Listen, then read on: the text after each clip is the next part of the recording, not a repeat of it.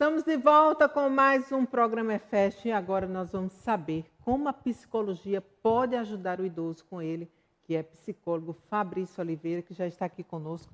Seja bem-vindo ao programa EFEST. Obrigado, boa tarde, muito obrigado pelo convite. E é tão bom, né? Eu gosto de vir aqui, a Madalena, o seu, a gente tem uma energia tão boa, tão positiva, isso é muito bom. E falar de um assunto que é tão importante. Exato, né? Que as pessoas fogem muito do assunto, né? Elas fogem porque elas cresceram, né, com uma versão negativa do envelhecimento, né? Elas cresceram, por exemplo, eu digo muito na minha palestra, eu tinha medo de idoso porque minha mãe falava, cuidado com o velho do saco, Sim. né? O Papa Figo. Então você cresce com medo, Verdade. né? Então você cresce com aquele estereótipo negativo. Então não se fala em envelhecimento, que é muito importante, que tem que se falar e que a gente está vivendo, né? Todos chegaram Graças lá, né? a Deus, a gente está passando aí a medicina avançando tudo e tratamentos bons, maravilhosos. Hoje você encontra uma pessoa com 70 anos, você dá 40, 50. Isso é maravilhoso. Verdade. Mas aí, Fabrício, deixa eu te perguntar, quais são hoje os maiores desafios do envelhecimento? O maior desafio, eu digo que sairia primeiro de si. A partir do momento que eu aceito que eu passei dos 30, dos 40, dos 50, né, que eu vou me aceitando a essa maturidade, a essa nova estrada, aí é o primeiro desafio. O segundo é você saber, né, superar as dificuldades da vida, acessibilidade, lugares que alguém vai falar, ó tia, aqueles preconceitos, né? E assim você vai seguindo. Então, os maiores desafios é você se aceitar. E depois, o desafio externo, porque o Brasil é um país que não é preparado para o envelhecimento, né? A gente tem aí sérias dificuldades.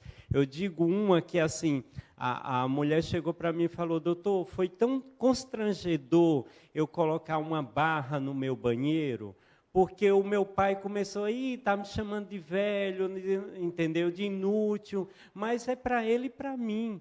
Então, assim, se tivesse políticas públicas para que já tivesse a barra antes de eu comprar o apartamento, Sim. Não ia ser tão constrangedor. Entendi. Entendeu? Então, a gente tem que ter esse olhar, é o desafio externo e o interno, né? Agora, quais são os principais fatores que afetam a saúde mental do idoso? Então, principalmente o preconceito, né? O preconceito, a gente vive num país, né, que qualquer coisa afeta a nossa saúde mental. É alguma palavra errada no Instagram, algum comentário, sabe, alguma piada de mau gosto. Então, assim, o preconceito sobre o envelhecimento é uma coisa tão forte que machuca tanto que o idoso, em vez dele ser ativo, feliz, ele vai retrocedendo. Ele vai se achando uma pessoa, né, que não é sociável naquele lugar. Né? Então, o que afeta muito a saúde mental do idoso é a aceitação da sociedade com a novidade dele. Então, nesse caso, o que é que pode ser feito, então, Fabrício, para que o idoso ele se sinta sempre ativo e importante? Primeiro, ele reconhecer que ele é protagonista da sua vida. E não em segundo lugar. Primeiro minha filha ou meus netos. Não, primeiro você. Então, você tem que se reconhecer que você é protagonista da sua vida, que você sai, que você passeia, que você viaja, que você dá opinião, que é importante, né? Que você tem uma maturidade, já passou por muita vivência. Eu digo um exemplo, Séries, lá em Barcelona, o meu mestrado é de lá. Né? E tem uma matéria no mestrado que fala que lá, por exemplo, o idoso que foi da Coca-Cola de lá, ele é pago para vir dar palestra para os funcionários jovens como foi a vida dele naquela empresa, algumas coisas que ele conseguiu, né, resgatar, fazer. Então, a vivência, a maturidade é importante. Então, isso é legal, né? Você dá protagonismo àquela pessoa, para que os jovens comecem a respeitar e envelhecer com qualidade. E aí, nesse caso, qual a importância, então, no trabalho psicológico, justamente para essas pessoas, para o atendimento da pessoa idosa?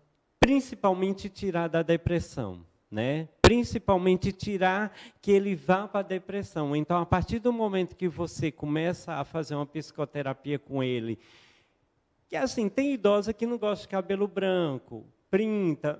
Não, você tem que se aceitar do jeito que você gosta. Tem idosa que gosta de fazer isso. Então, é mostrar para o idoso que ele pode fazer o que ele quiser, usar a roupa que ele quiser, fazer o que ele quiser. Tem idosas que gostam de cabelo branco, né? Viu aí na pandemia que muitas não podiam ir no salão, acabou aceitando.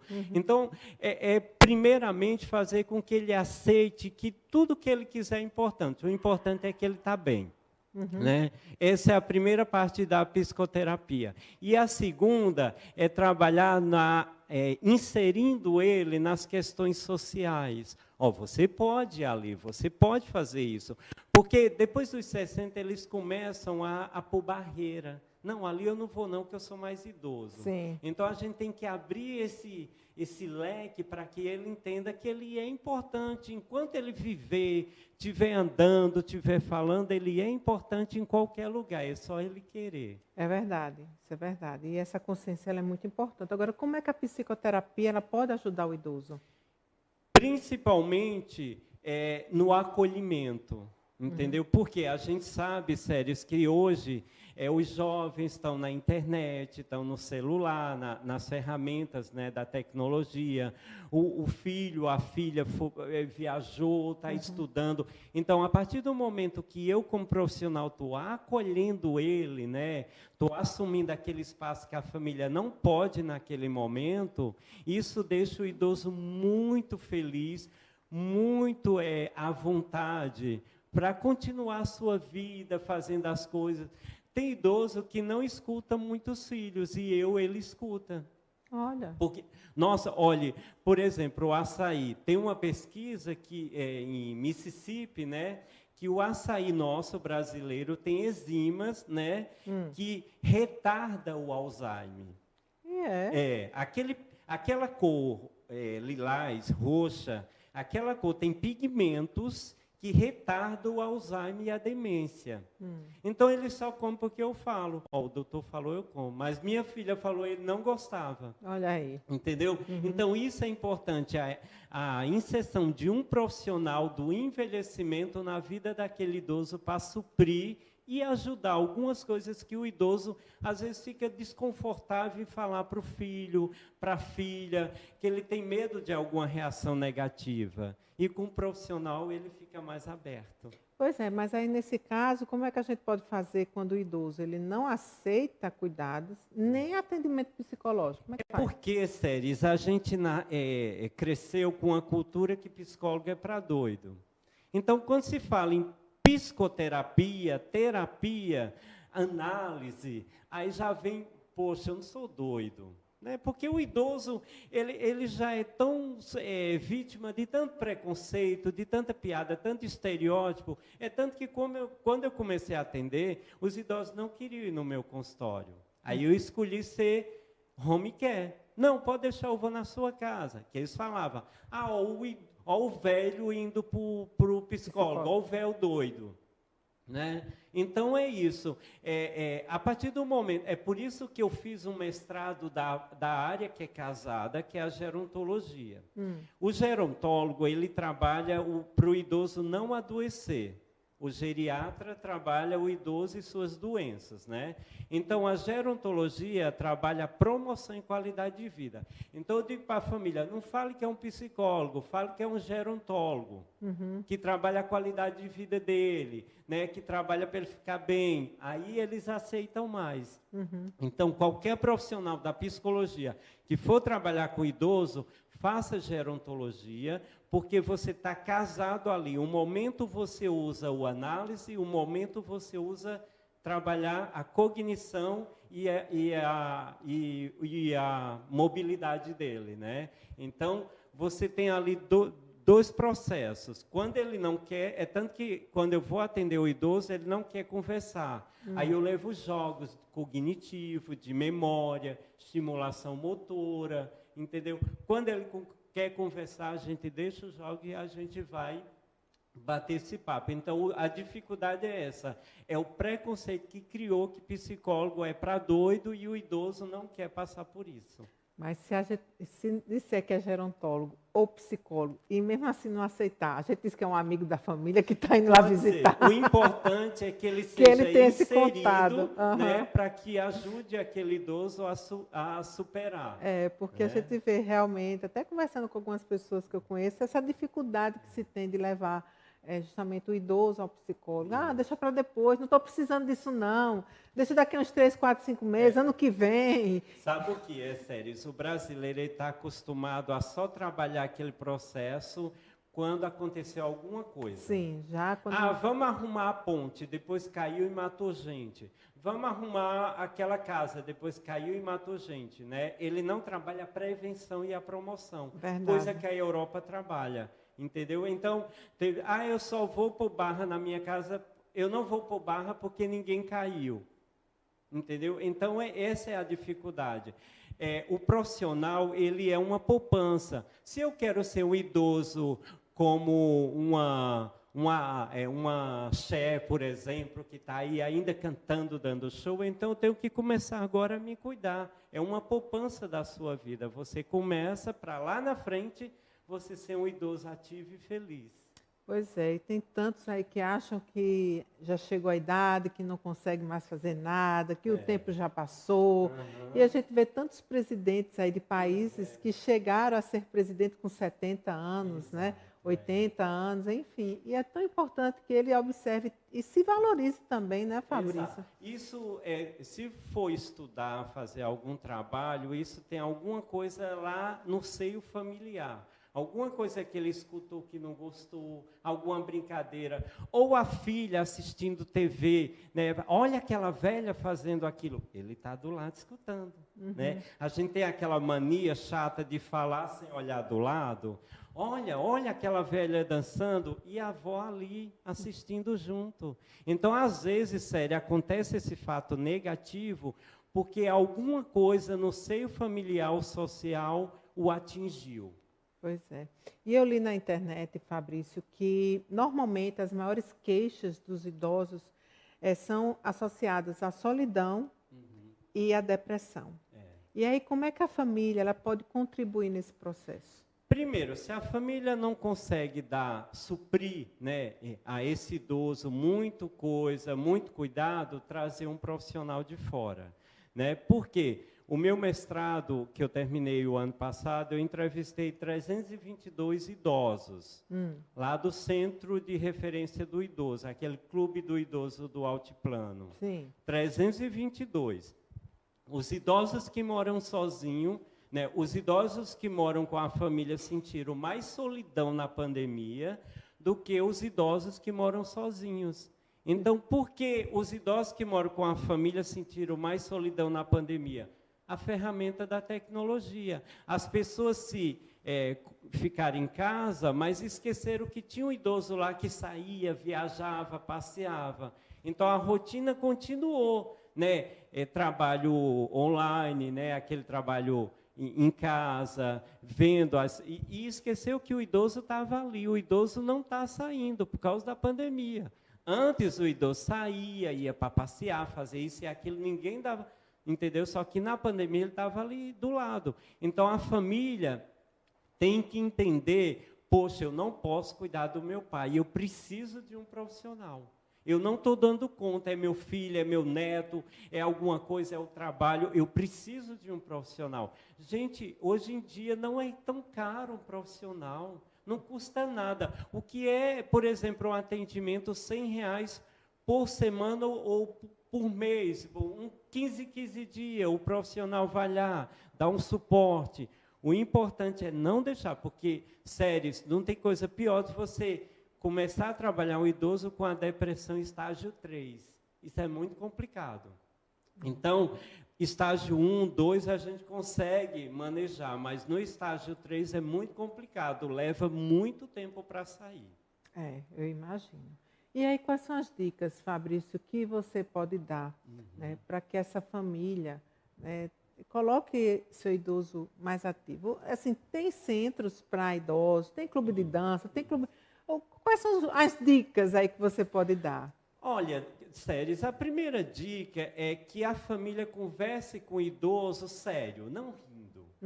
Vó, a senhora gosta de dançar? Quer ir lá no centro do idoso? Quer ir lá em Mangabeira, no centro de Mangabeira? Quer fazer? O que é que a senhora quer para não ficar tão triste? Sério, porque as pessoas têm uma ideia de conversar rindo. Sim. Achando que aquilo sabe, é um bate-papo. Não, aquilo é uma coisa séria, está mexendo com o emocional do idoso. Então, pergunte sério, mãe, o que é que a senhora quer? Quer passear? Quer que eu traga um profissional aqui? Por exemplo, eu trabalho muito passeando com idoso, que às vezes eu não gosto de ficar em casa conversando, então eu vou para o shopping, a gente faz uma terapia muito boa no banco do shopping, conversando, ela se distraindo, olhando as coisas. Então, assim, converse com o idoso sério, não rindo. E outra coisa, outra dica também, Séries, nunca critique algo depois dos 60 anos sem olhar para o lado que seu parente está ali. Às vezes você está olhando a TV, né, assim, até inconscientemente sai alguma coisa. Então, pense 2 vezes. Porque tem alguém ali que pode se machucar com aquilo. Você falou para a TV, para aquela idosa ou idoso, mas é o mundo deles, né? É o público deles. O idoso ali também se representa. Sim, né? claro. Então, isso é outra dica também. Outra dica, sempre tenha cuidados na alimentação, né, do idoso. Meu pai comia 20 cachorro-quente quando era jovem, mas aí muda o organismo, né? E eles têm essa mania também. Exercício, por mais que ele não queira, faça alguma coisa, ande com ele na rua. O problema é não deixar ele enferrujar, não deixar ele ficar estagnado dentro de casa. Muito bem. Então, as dicas cuidado com o que falar para não machucar o idoso, converse com ele, tire um tempinho para conversar com ele, cuide da alimentação dele e da autonomia dele. Mas minha mãe, ela tem Parkinson, não consegue pentear o cabelo. Mas põe a escova na mão dela e junto você também penteia com ela. Porque ela também fica, né, com, eu tenho autonomia para pentear, por mais que o outro esteja ajudando. Quanto mais a gente dá autonomia para o idoso, se tem algumas mobilidades, a gente ajudá-lo, auxiliá-lo, mais ele vive mais. Muito bem. Fabrício, eu tenho que lhe agradecer. Obrigada. Né? E eu conversando com você, me lembrei agora do meu tio, né, que ele fez uma cirurgia e já está acamado já há uns 4 meses, mais ou menos, mas ele é resistente. E a cabeça dele atualizadíssimo, consciente. Eu digo que quando ele sai daquela cama, ele vai dançar aquele forró. Eu disse, pode me chamar, que eu sou a primeira a dançar com ele. Está com 86 anos, faz 87 esse ano. Mas, realmente, ele tem uma memória muito boa e ele tem muita história para contar. Que maravilha. E é interessante que conversar com ele, eu me aproximei mais dele esses últimos tempos, assim, porque ele está na casa da minha mãe, e ele tem histórias que eu rio demais, eu gargalho, assim, tanto que ele tem para conversar, histórias que ele tem para contar. Biblioteca. Demais, demais, demais. Então, aproveito, já mando um beijo para ele, não sei se ele está me assistindo, mas se tiver... Tio Hamildo, um beijo para você. E uma coisa, César, também que a pessoa tem que entender, né, o público, que o envelhecimento é individual. Você tem um tio que tem a memória, tem outra que tem um tio que não tem. Então, é individual. A gente não pode se referenciar em todos. Cada um vive de um jeito. O idoso que vive em João Pessoa é diferente do de Cajazeiras e é assim a vida. E a gente tem que respeitar Exato. E entender o limite de cada um. Isso, né? isso mesmo. Muito bem, querido. Obrigado. Prazer enorme, viu? Imagina, brigadão. E carnaval, vai ter alguma coisa por idoso, só para a gente encerrar aqui? Gente,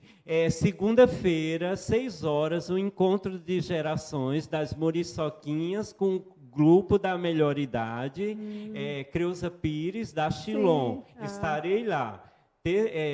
segunda-feira, 6 horas da tarde, o encontro de gerações. Aí tem aquele estandarte, né, das muriçoquinhas e da melhor idade. Aí a melhor idade vai e as muriçoquinhas vão para casa jantar. E a melhor idade sai dali do nome João Pessoa e vai até o Hotel Tambaú. Olha aí, mais tá? um Espero entretenimento, vocês. né? Mais um entretenimento, exatamente. né? E outra, 2 anos sem ter, né? Pois Vamos é. voltar com tudo. Muito bem. Bom, pessoal, nós vamos para o nosso intervalo, mas olha, continue aí ligadinho na TV